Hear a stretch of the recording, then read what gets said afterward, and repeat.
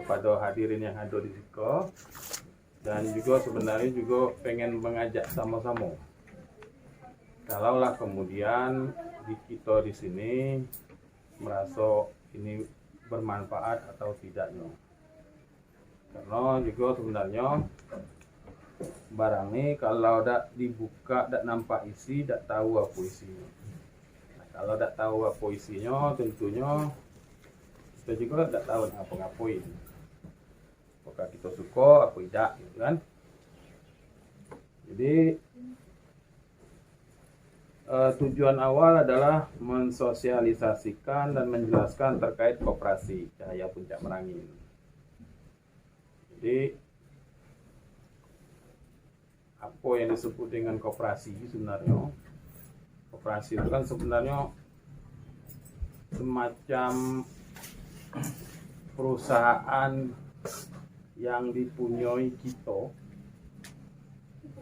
yang mendirikannya, kita sebagai pemiliknya, kita pemberi modalnya, kita yang ngelolanya, dan keuntungannya bagi kita. Jadi secara sukarela kita bersama-sama kumpul berada di situ, terus kemudian untuk kebutuhan ekonomi kita, kebutuhan aspirasi ekonomi kita, terus kemudian kita bangun perusahaannya, kita kelola bersama, kita manfaatin keuntungan untuk kepentingan kita bersama. Jadi sederhananya koperasi seperti itu. Dan di sini kita sudah membentuk koperasi namanya Cahaya Puncak Merangin.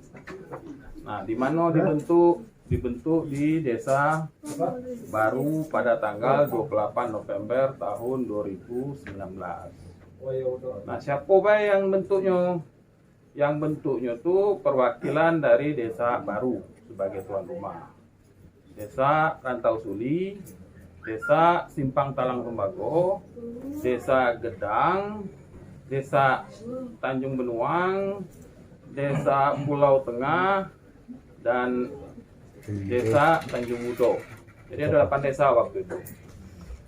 Waktu itu dibentuk 8 desa, dan usahanya apa? Dari koperasi tadi, usahanya biji kopi waktu itu.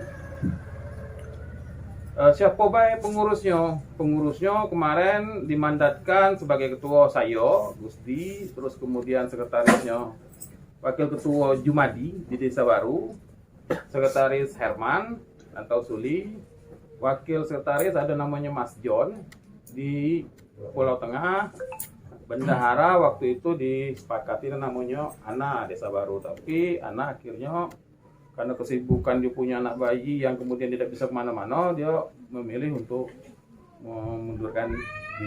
memundurkan diri dari sebagai bendahara. Dan hari ini bendaharanya adalah Bang Abdul Aziz. Sementara. Ya, untuk sementara. Kalau dia bilang sementara, tapi sebenarnya dia jadi bendahara.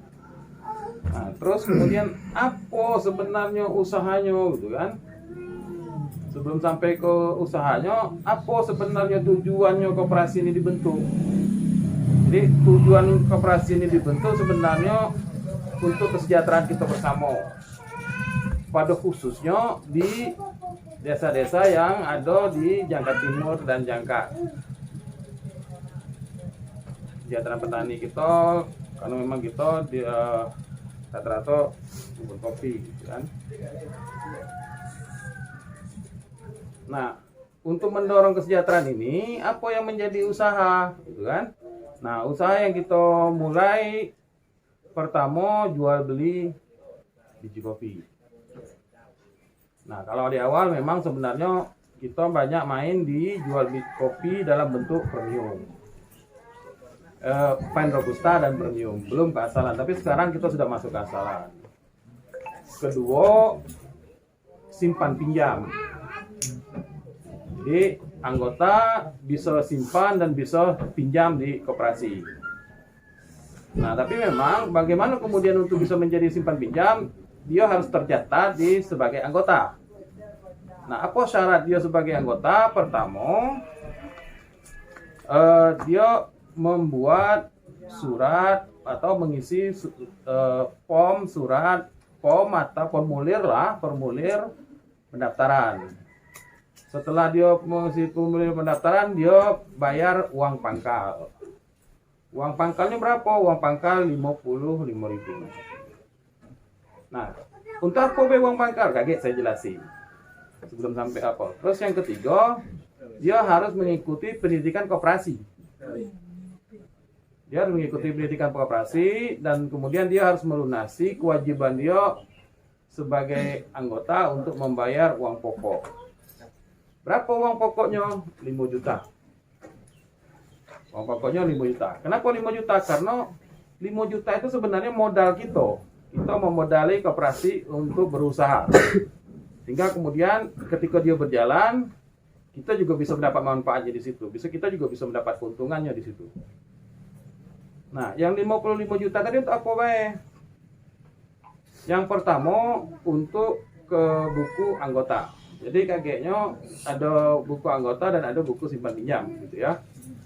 Terus kedua untuk pendidikan. Itu yang tadi saya sebutkan, syarat untuk menjadi anggota itu harus ikut pendidikan. Ada nilai 35.000 yang kita gunakan untuk biaya pendidikan. Untuk apa be yang untuk biaya pendidikan? Satu, untuk makan kita.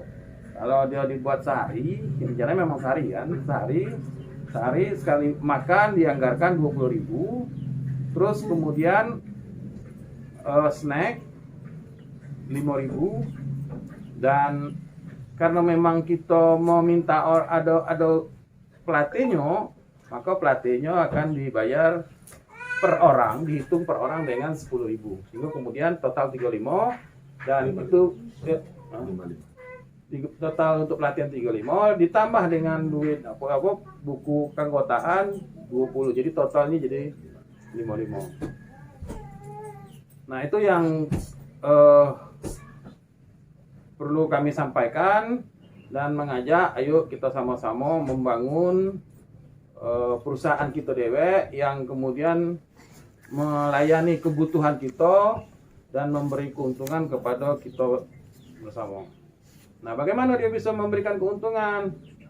Nah, pertama, ketika misalnya kita tidak tahu nih perjalanan ke depan itu, ketika kita punya persoalan dengan kebutuhan dengan duit, maka kemudian keuntungan yang paling dekat itu kita bisa pinjam ke koperasi. Tapi memang catatannya uang pangkal lunas dulu. Ada uang pangkal kita di situ, kita bisa pinjam ke koperasi. Berapa nilai yang bisa dibayar dipinjamkan? 2 kali lipat dari simpanan pokok kita di koperasi. Nah, tentunya juga kakek di situ ada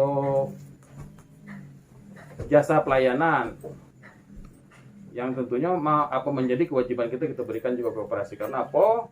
Karena tentunya di koperasi ini ketika dia mau hidup dan ada pengurusnya, mau berjalan dan diurus, maka pengurusnya akan kita biayai. Karena sama baik kita misalnya kemudian kita mau bikin toko, kita butuh karyawannya kita biayain untuk dia bisa berjualan di toko kita. Gaji dia, kita kira-kira seperti itulah. Itu satu. Kedua, misalnya dari hasil jasa pelayanan tadi sebenarnya itu tidak semua untuk itu. Nah, itu jadi nanti akan dihitung menjadi keuntungan koperasi. Nah, ketika dia menjadi keuntungan koperasi, maka kemudian ini akan diterima lagi oleh kita sebagai anggota. Kapan kita nerimanya? Kita nerimanya di setiap 1 tahun sekali di saat rapat anggota. Jadi koperasi ini kita juga wajib ketemu kakek. Anggota setahun sekali itu wajib ketemu untuk melihat seperti apa sih perkembangan koperasi kita nih. Seperti apa sih laporan dari pengurus, programnya jalan atau tidak. Terus kemudian juga melihat melihat lagi apa nih program yang akan dijalankan pada tahun selanjutnya di saat ya. Dan Yang ketiga nanti kita akan coba membagikan keuntungan dari koperasi. Yang mana sumbernya? Kenapa kita mendapat keuntungan? Karena kita menjadi pemilik koperasi. Apa yang menjadi bukti kita pemilik koperasi? Kita sebagai anggota yang kemudian kita punya saham di situ. Modal itu kan jatuhnya saham.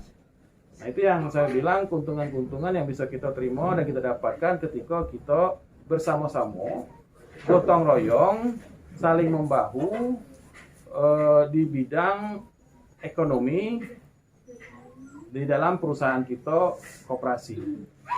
Mungkin itu yang bisa saya bantu untuk meluruskan apa yang disampaikan biar kemudian dipahami oleh bapak-bapak ibu di sini, dan saya akhiri dengan wabillahi taufiq wal hidayah. Assalamualaikum warahmatullahi wabarakatuh. Waalaikumsalam warahmatullahi wabarakatuh.